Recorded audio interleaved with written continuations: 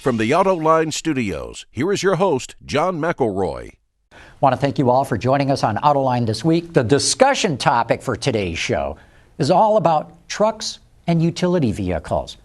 The newest ones, the ones that just came out this year. In fact, the best of the newest ones that just came out. And that's because I've got three jurors from the North American Truck and Utility of the Year Award. Also car, we'll get to that later in the show. But let me introduce the three I've got today. Jeff Gilbert with WWJ News Radio 950 in Detroit. Mike Austin with Autoblog. And Ron Sessions with AutoWeb.com. Great having all three of you here. Now, we should have explained to the audience, we started out as a jury of roughly 53 journalists from throughout the United States and Canada that are in radio and TV and print and online and just about anything that you can think of. And we've whittled this truck list down of everything that's come out this year to three finalists. And let me put out the three finalists, and then we'll get into the discussion of them. And they are, of course, the Nissan Titan XD pickup, the Volvo XC90 sport utility vehicle, and the Honda Pilot sport utility vehicle. And Ron Sessions, why don't I start with you? Nissan Titan XD. Why should, of all the different trucks and utilities that came out this year, why should the XD be on the finalist list? Well, for starters, it's a truck. What a concept, a truck winning the truck category. It has a bed in the back to put dirty stuff and a cab for people to ride in. And it's also trying something new. They're leading with a tweener-sized vehicle. So it's, in theory, somewhere between a half-ton and three-quarter-ton, or a 1,500 and a 2,500 series pickup. So it has some of the ride quality and some of the size and load-carrying attributes of a 1,500, yet it's got a little more towing capacity, and it's got this crazy diesel engine from the storied diesel maker Cummins of Indiana, I think. Cummins V8, which rattles under the hood there and sounds like a truck should. So it's a very interesting competitor. Mm-hmm. Mike, what do you think? Why should the Nissan Titan XD be on the finalist list? The case for it is a lot like Ron said. It straddles the line between light duty and heavy duty, but it's like, I think 800 or 850 pounds in gross vehicle weight rating, the overall number they use to determine where a truck falls. It's just barely over that threshold, but they overbuilt it. They wanted to make sure it didn't break. It's built like a heavy duty truck. It rides like a heavy duty truck, and I think the appeal here is it's something different because it's not quite all that capability, but depending on where the pricing comes in, you could expect it to be competitive against a gasoline 3/4 ton or a really nice gasoline half-ton with similar towing capacity. So it's really about the diesel for this truck. Yeah. Right. Jeff? It shouldn't.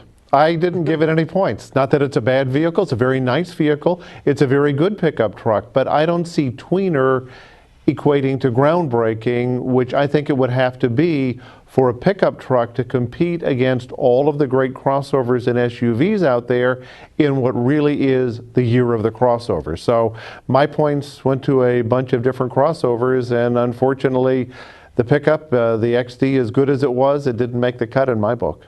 Why do you guys think that it did make the finalist list then? Ron and Mike, you guys have given all the accolades. Jeff, why do you think it made the list anyway, though? I think it made the list because, as they mentioned, it is a truck, it is a pickup, and we jurors, you didn't quite explain it, but we have 25 points to allocate, and as you're going through there, I changed my mind 3 or 4 times as I'm going through the final voting, so I think a lot of people looked at it and said, we need a pickup truck on this list just so we have a true truck, but I really don't think it's going to get enough votes to win Utility of the Year. I think one other thing that benefited Nissan is this truck has just come out very late in 2015.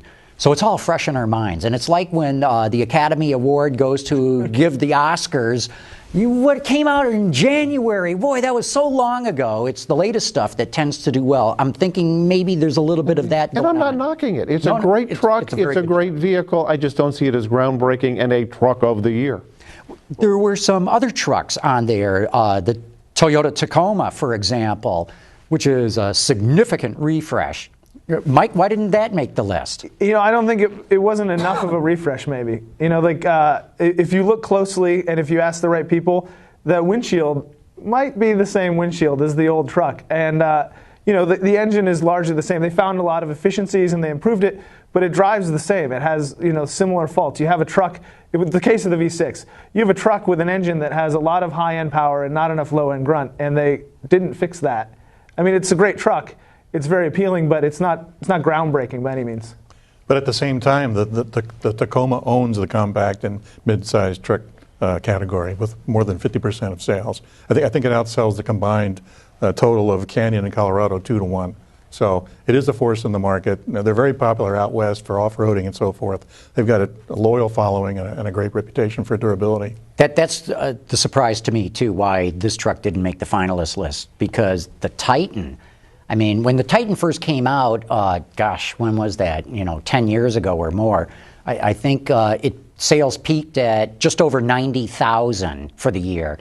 This year, they'll be lucky to sell 12,000. I mean, that's how much the sales have come down. And to your point, the Tacoma dominates that compact pickup segment. And I'm one of the guys who gave the Tacoma a few points because it was my token pickup truck, so to speak. I don't think it's going to win, but I think it was a nice vehicle, a nice refresh, and was deserving of at least a few points. Okay, let's go to another vehicle that made it to the finalist list. And then, of course, we should let the audience know the winners will be announced at the Detroit Auto Show. So that's just right around the corner. We'll know that. But Jeff, why don't I start with you with the Honda Pilot? Honda Pilot was an excellent vehicle, an excellent crossover.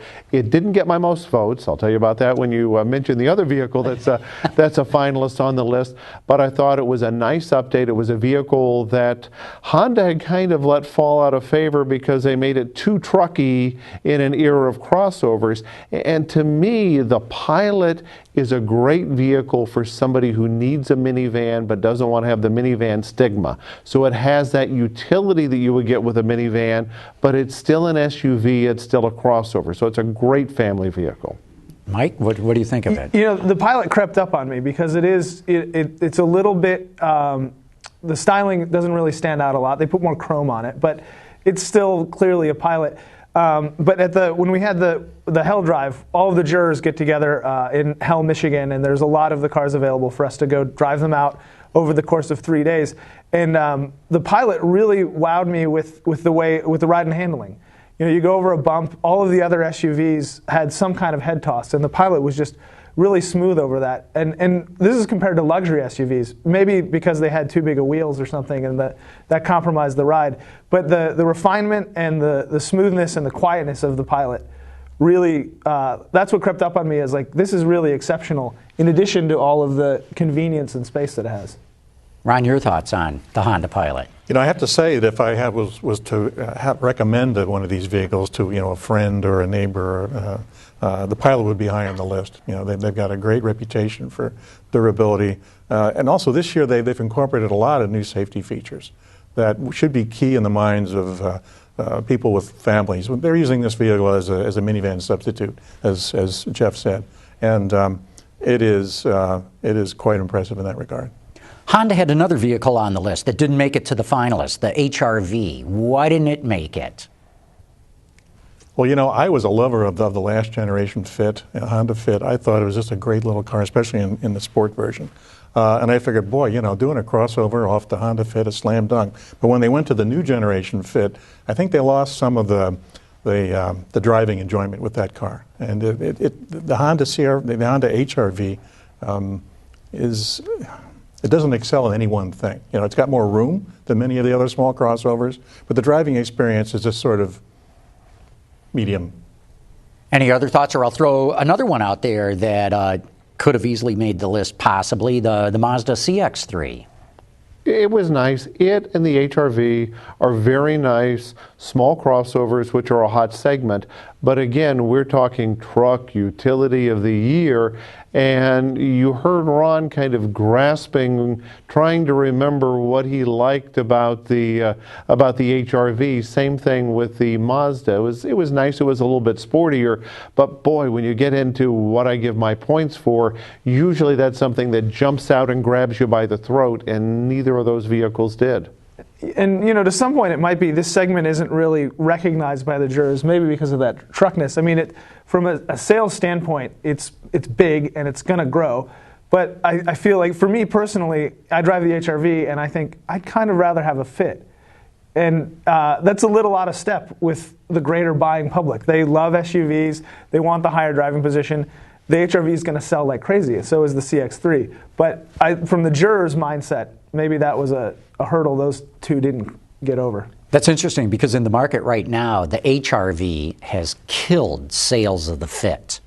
Ever since it came out, that's what the public has gone to is the HR-V. Sales of the Fit right now are going nowhere. But I didn't like the HR-V for one reason. It's nicely packaged. It's very, usable.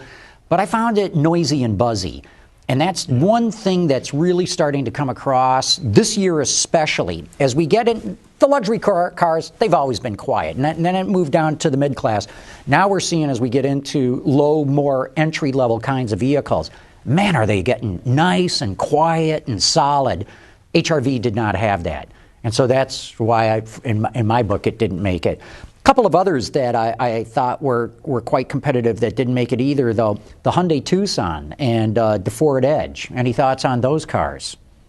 There's a lot of bandwidth in the Hyundai Tucson. There's the base model, which I think has about a 2.4-liter engine. And then there's the Limited with the turbocharged 1.6-liter and the DC, the dual-clutch transmission. That feels more like an offshoot of an Audi or a Volkswagen in terms of its dynamic capabilities. It's much more enjoyable to drive than the base Hyundai Tucson. But they've tightened up the body. They've lightened it. It's a contender. I'm surprised it's not in one of the top 3 slots. Mm-hmm. Two things to me is that the segment had a lot of the whole list. Before we got down to the final 3, was a lot of great cars, but maybe none that didn't stand out. And so for me, I think maybe the Edge and the Hyundai and the Kia Sportage kind of split that mid-size SUV vote, where they're all great SUVs, better than the one before, and the Korean ones especially are really moving it in terms of where the brand perception is. But for me, it wasn't enough to say these stand out amongst a really solid field. And also realize, as you mentioned, they're all great vehicles, but they're hurt by the competition. As you're looking through this list and you have 25 points to give to 10 or 11 cars, you may be sitting down there doing this and going, yeah, I like that, but no, I think I'll move it here. I think I'll move it there. I think I'll move that. So it's very much a moving target. In a vehicle like the Tucson or the Edge, they're really good, but then you look at some of the other vehicles on the list and go, no, I'm sorry, that's a little better. What about Jeep Renegade? I mean, that's a brand new entry to the segment. Kind of moves the needle, but it didn't make the finalist list. And it's selling like gangbusters. Yeah. I think it's outselling the Fiat 10-1, the Fiat that's based on the same platform. But at the same time, in its effort to be have this Jeepness about it, it's a bit crude, in regular driving. It's a bit noisy. The ride is not real smooth, and also there's to get that styling, they've got tremendous blind spots, like for example, in the windshield pillars. There's some compromises done for style that hurt its everyday usability. And one word we haven't brought up yet that is very important in our instructions on what to vote for is value. And that vehicle I thought was very nice, but I thought it was a bit overpriced. I mean, it's a fairly expensive small Jeep. Yeah, value counts for a lot. Okay, let's get to the one finalist on the list that we have not yet talked about. And Jeff, I know you're dying to talk about it, the Volvo XC90. Yeah, I mean, to me, that was a vehicle, you go in with expectations on a certain thing. Sometimes they're high and you go, oh, sometimes they meet expectations. Well, this was a vehicle that I went in with fairly low expectations and I went, wow, the interior is beautiful. Things are well laid out. I really did like what Volvo did with the iPad-like interface. It seems like what Cadillac should have done with Q all along. And one of the things I love about this award is we have a very diverse jury. Some people are wowed by different things. There are people who are gearheads. There are people who are into styling. I'm a guy who's into interiors and technology, and the XC90 wowed me on both. And you know what? It's also important for Volvo because Volvo had fallen off the map, and this makes it a player again. Yeah. Mike? I mean, going on Jeff's point about Volvo had fallen off the map, they had kind of disappeared. And the XC90 it's beautiful on the inside and out. The styling is amazing. The material quality is amazing. But to me, it had like a couple extra points because this signifies where Volvo is going and what the future is. It's an all-new platform, all new powertrains, and that's that knowledge and the goodness that's in the XC90 is hopefully going to continue on as it spreads through the rest of the Volvo lineup. Ron, your thoughts? Well, I'd agree with everything that my two colleagues said. This is such an important vehicle for Volvo. I mean, for years and years, Volvo had safety leadership. Everybody knew that Volvo's had the most advanced safety technology, and now everybody's pretty much caught up in most areas. So Volvo had to find something new, a reason to buy, and certainly it's drop-dead gorgeous on the outside. It has styling cues from all things the P1800 sports car of the 60s, with that broad oval grille and some things done. Do you think over you'd the ever wheel. say that about an SUV? No. They somehow managed to do that. And the interior is just drop-dead gorgeous, too. And that Sensus interface is lovely to use once you learn how to use it. It's different than most. But I think they're going to do quite well. There are a few it's a bit noisy over bumps. There's a few things they can improve there with the suspension. But overall, I think that they've done a fantastic job. To me, this was one of the most anticipated vehicles of the year, for me. And it gets back to what you guys were talking about. As you all know, about 8 years ago, Volvo had been owned by the Ford Motor Company. And as it avoided bankruptcy, but one of the ways it avoided it was getting rid of car companies that it had owned, like Jaguar and Land Rover and Volvo. And Volvo's been essentially sitting out there now for 8 years with nothing new. Chinese group Geely came in and bought it. And as you all know, it takes years to develop a new vehicle. And so I was dying to get in this thing to see what is it like. Does Volvo lost its mojo? Do they still know how to do new cars? Have the new Chinese owners meddled a little too much in the design and engineering of it? And the answer is absolutely not. This is 100% of Volvo. 100% of it comes out of Sweden. I think they knocked it out of the park with this thing. And if this is a signal of what is yet to come in the rest of the Volvo line, this company's going to look really good in just a couple of years' time. It was smart for Geely to keep the Volvo design and engineering team in place because they know how to do these things. If you go to China and you see all the high aspiration vehicles are European brands, Mercedes, Audi, BMW, etc. So why would you tinker with Volvo? Just give them the money and let them do what they know how to do. Right. Very good. So now, because we've been talking about trucks and utilities, but there's another part of the award, the Car of the Year. And we've said that we'd give you guys a chance to talk about those finalists, too. So let me read the finalists, and then we'll get into them. And the finalists are the Honda Civic, the Chevrolet Malibu, and the Mazda MX-5. Ron, let's start with you. Why Civic? Why did it make the finalist list? Well, boy, I mean, it was the first modern compact, small car. The 1973 Civic just set everybody back to the drawing boards.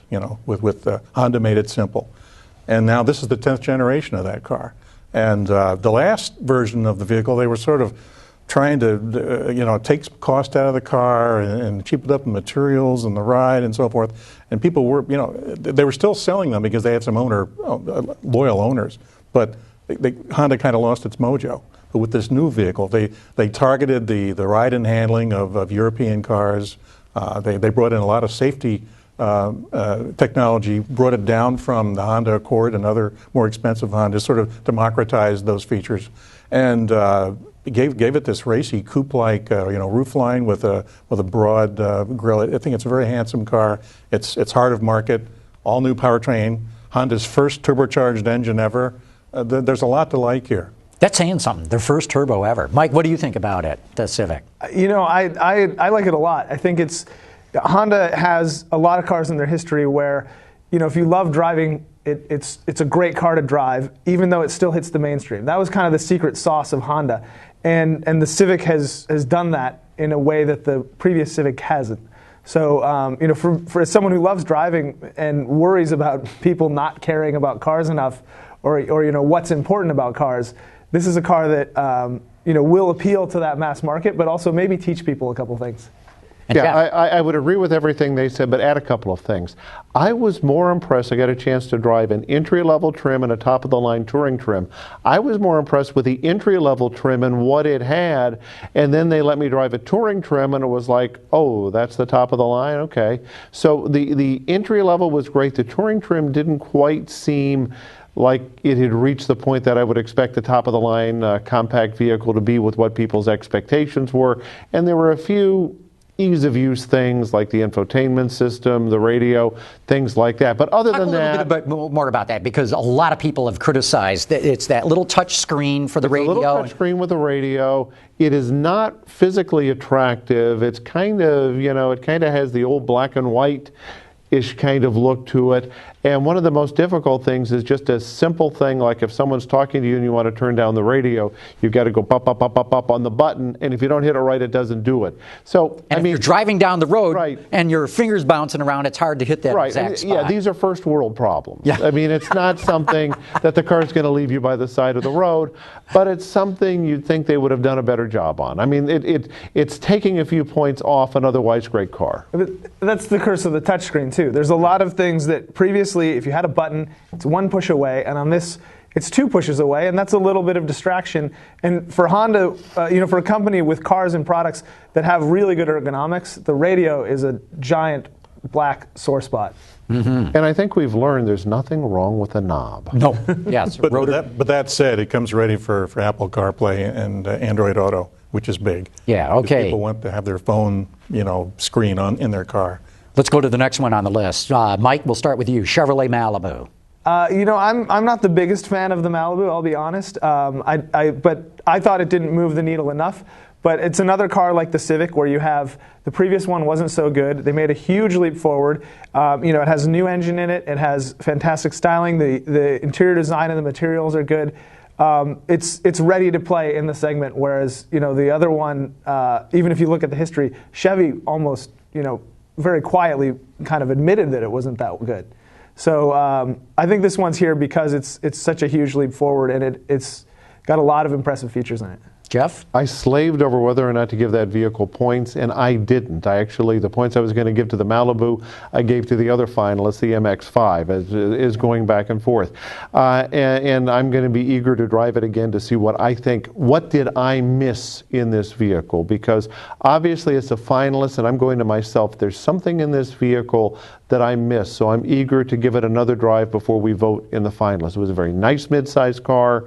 I wasn't wowed by it, but I want to take another run by it to see what I missed.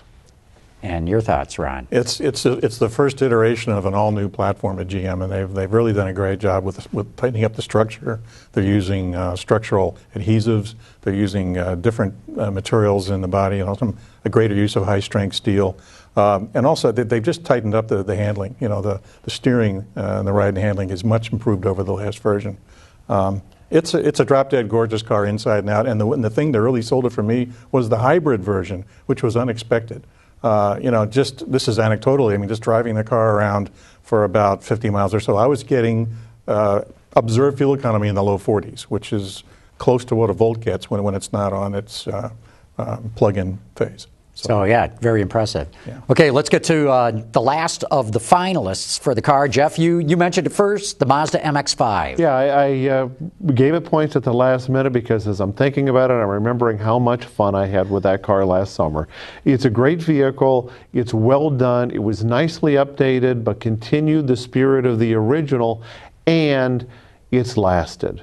Where there have been so many entries in that category that have come and gone. I just give Mazda a lot of credit for having an affordable, fun little two-seat open-air car when, until the Fiat arrives in the market, which is essentially the same car, it has it to itself. Yeah. Mike? I think, Jeff and I seem to be in agreement on the Malibu, and we're in agreement on the MX-5. For me, it was partially that driving fun, how did they make it better than the one before? And it really is. But it's also a big part of it to me is that commitment to the brand values and saying, this is how we're going to build cars. And that sort of dedication to believing in a single way to do, not a single way to do things, but in believing that that's the right way to do things without necessarily following the market or bowing down to different trends or movements in the segment and just saying, this is a good car, we're going to make something good and people will come to it. And I think that'll happen. Okay, Ron, real fast. Well, credit to Mazda for keeping the small, affordable sports car alive and doing a bang-up job of doing it. So it's gorgeous inside and out, and I think it'd be one of the top contenders for North American Car of the Year. I'm kind of like Jeff. I thought, man, I'm not going to give it because it's a two-seat sports car and it doesn't appeal to as wide an audience as I think the award should. And then I went, no, I had so much fun in the car. Okay, now I'm going to put you all on the spot. Which car, and I'm going to start with you, Jeff, of the three finalists that we talk about, predict who's going to win? Predict, I think it's going to be the Honda Civic. That's prediction. Mike? I'm sticking with the MX-5. Okay, and Ron? I'm torn between the MX-5 and the Civic, but I'll say the Civic because of its mass market appeal. Okay, now let's go to the trucks, and we'll go in reverse order. Which one of the trucks and utilities that we talked about is going to win? I think it's Volvo's year. Okay, Mike? If I had to guess on the winner, not on my own vote, I'll say the Volvo. Yeah. My vote and my guess is the Volvo. Yeah, okay, boy, this is starting to turn unanimous. I vote for the Volvo XC90 too. I think it's going to win. My prediction is the Honda Civic will win Car of the Year. We're going to know very shortly here. This is all going to be announced at the North American International Auto Show. It's one of the first events that kick off that show is announcing the winners that none of us on the jury know yet. Of course, we still got one more vote to go. So I want to thank all three of you for having come on today. Jeff Gilbert with WWJ News Radio 950. Mike Austin with Autoblog. Ron Sessions with AutoWeb.com. Great having the three of you here today. And of course, I want to thank all of you for having tuned in.